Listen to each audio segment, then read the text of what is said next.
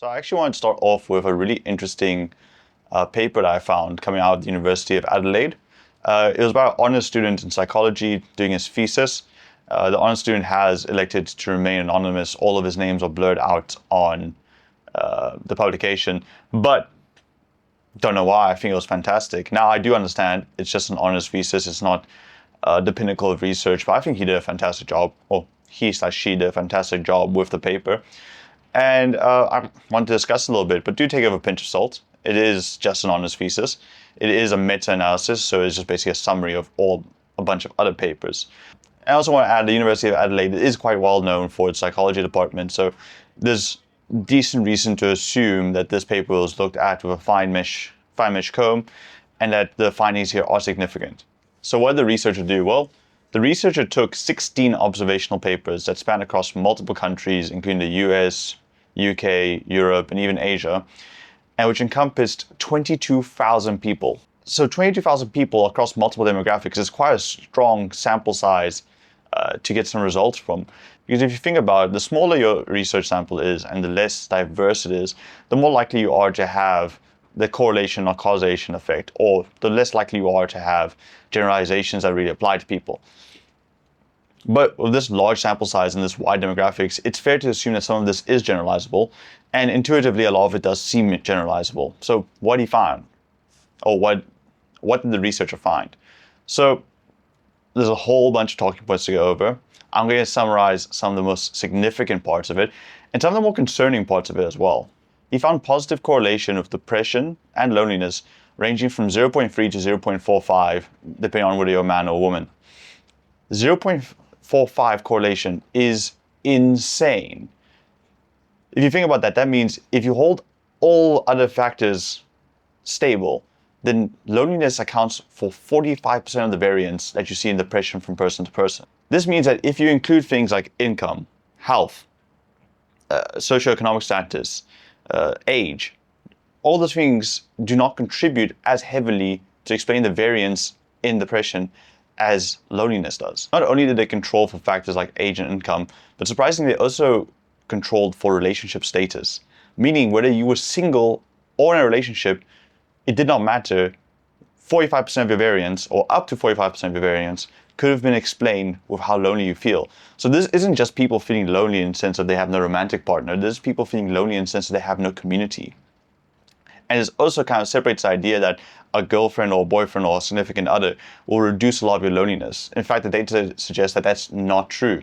So to summarize, people who are young, doing financially well, and in relationships will still likely to show depressive symptoms if they were feeling lonely. Even more concerning is eventually they started controlling for depression and trying to see the correlation between loneliness and suicidal thoughts.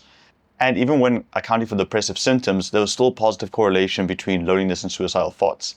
So meaning even if you took two depressed people, one was lonely and one was not, the lonely one was more likely to have suicidal thoughts. If you took two happy people and you surveyed them, and one was lonely and one was not, you'd be more likely to find suicidal tendencies in the person that was lonely.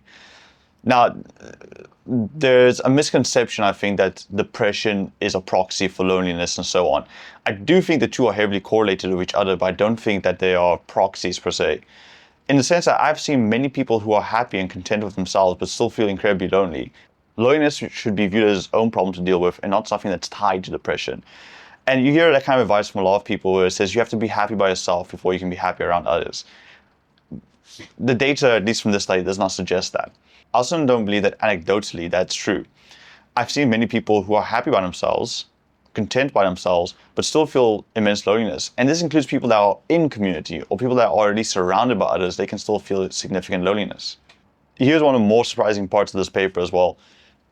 It was found that women were more likely to report loneliness and more likely to report greater magnitudes of loneliness than men, but men were more likely to have severe effects from it. And there might be a bit of reporter bias in this. For those of you that don't know what reporter bias is essentially like follows.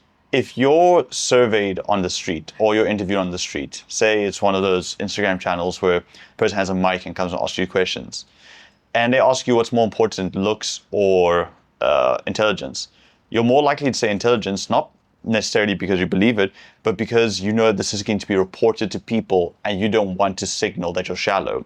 So there might be a bit of reporter bias in this, that men are just less likely to admit that they're lonely.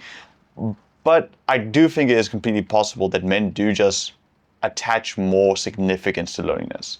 And what I mean by this is when a man is lonely, he's more likely to take it as an indictment on himself instead of an indictment of his circumstances. Whereas women, I think, don't blame themselves for loneliness as much as men, but they do experience more of it. Which also means that women aren't as vocal about the loneliness than men are. Feels like right now men are extremely vocal about the loneliness. You see the loneliness epidemic posts everywhere. And it might just be the case as because it affects them more negatively. And whether that's societal, genetic, evolutionary, who knows? I'm not here to explain the causes of it. I'm just here to give the observations I've been found. I think the other thing that attributes to this men feeling loneliness more heavily, or rather having more adverse effects from loneliness, might also have to do with the nature of how men and women make friends. Because I've seen women more open to accepting people into their group and more open to making friends of women they don't know that I see in men. It feels like men are more tending to bond into close circles and not really allow other people in, and after a certain point stop accepting people into their friend groups. It's that old joke of, guys make one friend in high school and they just ride out of them forever. Well, women continually make friends, and that's probably another effect, or another contributing factor to the more adverse effects of loneliness in men, is because they view it as a difficult challenge to make friends, while women just view it as it's a circumstance and eventually they'll make it friends. And I also just think men are less likely to actually reach out to other men to be friends. I think it's viewed as like a sign of weakness or a sign of shame. Or women are more likely to be like, hey, can I come with you guys on this weekend? Or do you want to do something? Men will rather wait to be invited, but if you have two men that are lonely waiting for each other to invite each other, it's never going to happen.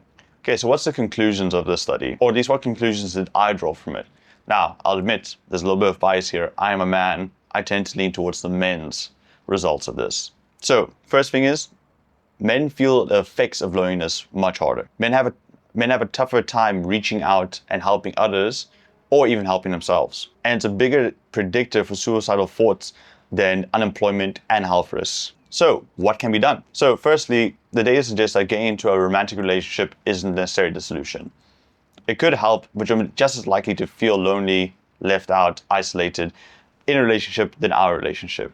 So if you have this impression that a girl is going to come save your life, or a partner is going to come save your life, then you're under the wrong impression and you actually have things wrong. But that's also somewhat of a good thing, because I think most men are willing to admit that they're likely to find friends and they are likely to find love. And it may seem less daunting to go make friends to cure your loneliness than it does to go find a girlfriend to cure your loneliness. Secondly, the study suggests you don't need breadth. The signs of loneliness and adverse effects from loneliness start decreasing from a minimum of 2 friends onwards. So as long as you have 2 ride or die homies, you start to feel better and you're less likely to have suicidal thoughts and depression as a result from loneliness. Thirdly, I think we can start removing the stigma that loneliness is a sign of weakness. The fact that loneliness and depression are not viewed as proxies of each other in the study suggests that loneliness is a byproduct of situations, not byproduct of who you are. So take a deep breath. Realize that you're not the reason you're lonely, and it's circumstantial, and there are things within your control that you can do to change this. And just remember, you have needs as a person. Community is one of those needs. So you're not depressed, you're not a problem because you don't have community. It just means your community needs aren't being met and you have to do something about it.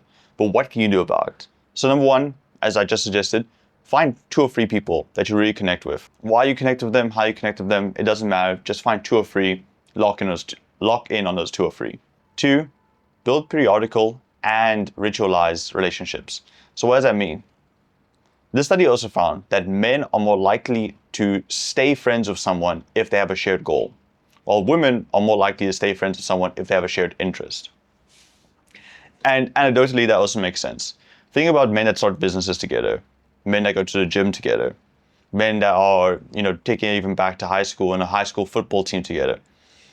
Those people had shared goals. And through those shared goals, they built a much stronger connection. Gym partners are the best example of this. You both have the goal of getting jacked. You both see each other regularly. And you're both moving towards that goal together. And gym partners tend to be the closest of friends. So if you're a man, find someone with similar goals as you. Find someone that wants to start a podcast with you. Find someone that wants to write a book with you. start a business with you, run a marathon with you. Find some hobby that you both enjoy, where you both have a common goal, and routinely work together towards that goal, and you'll start building a good connection with that person. Thirdly, I think be kind to other people, man. I know that I preach a lot about you are the average of your 5 closest friends. And some people might take that as, well, that means everyone around me has to be amazing.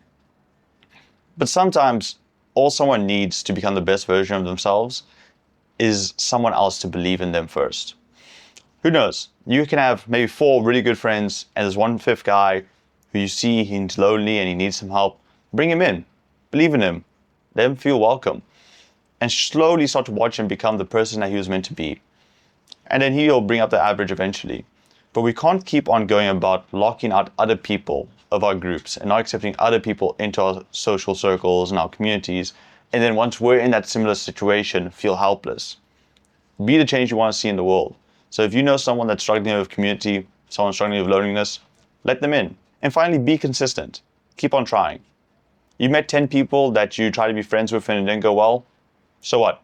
Doesn't mean you're not going to have any friends. You tried 3 different communities and not one of them worked out. So what? Try more. You have to keep collecting data. The second you stop collecting data is the second that your study is done. If your study is done, you can't change the outcomes. So if you've only collected data up until 10 people and all 10 people failed, all bad news for you. Then that study is always going to be a failure. But if you keep collecting data until the study is a success, then it's a different story. Hey guys, hope you enjoyed that clip from the interview of Agu. If you want to come onto the podcast, remember, all are welcome. Just fill in the form in the description and we'll see if we can have you on. If you want to watch the full podcast, click on the link here. If you want to watch anything else from the channel, click on the link here. Thanks for watching, guys.